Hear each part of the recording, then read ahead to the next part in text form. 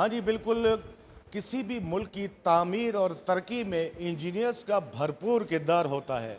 बिल्कुल इसी तरह पाकिस्तान इंजीनियरिंग काउंसिल जितने भी इंजीनियर्स हैं, उनकी पूरे पाकिस्तान में आज इलेक्शन हो रही है। इस इलेक्शन के हवाले से उमरकोट में भी एग्रीकल्चर कैंपस में आज इंजीनियर्स सारे इकट्ठे हुए हैं। मुख्तलिफ पैनल्स हैं, मुख्तलिफ ग्रुप है जो पाकिस्तान इंजीनियरिंग काउंसिल में इंजीनियर्स की नुमाइंदगी करेंगे। इसी हवाले से यहाँ पर पोलिंग का अमल शुरू है। हमारे साथ एक इंतहाई सीनियर मंजे हुए इंजीनियर है, उनसे बात करते हैं कि वो अपने किस किस को वोट देंगे और क्या आपके दिमाग में आइडियाज़ हैं।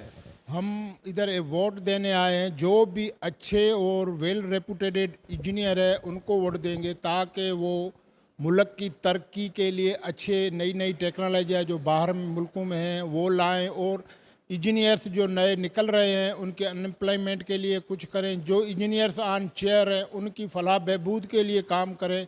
इसीलिए हम चाहते हैं कि इसमें अच्छे अच्छे आएँ, ग्रुप्स आएँ जो हमारे इंजीनियर्स के लिए काम करें। मैं भी एक सीनियर इंजीनियर हूँ, as a retired chief engineer हूँ, और मुझे पता कौन कौन से अच्छे अच्छे काम कर रहे हैं। इंशाल्लाह उन्हीं को ही वोट देंगे। हाँ जी, बिल्कुल बिल्कुल। इनका यही कहना है कि इंजीनियर्स की फलाह बहबूद के लिए जो ग्रुप अच्छा काम करेगा हम उनको वोट देंगे।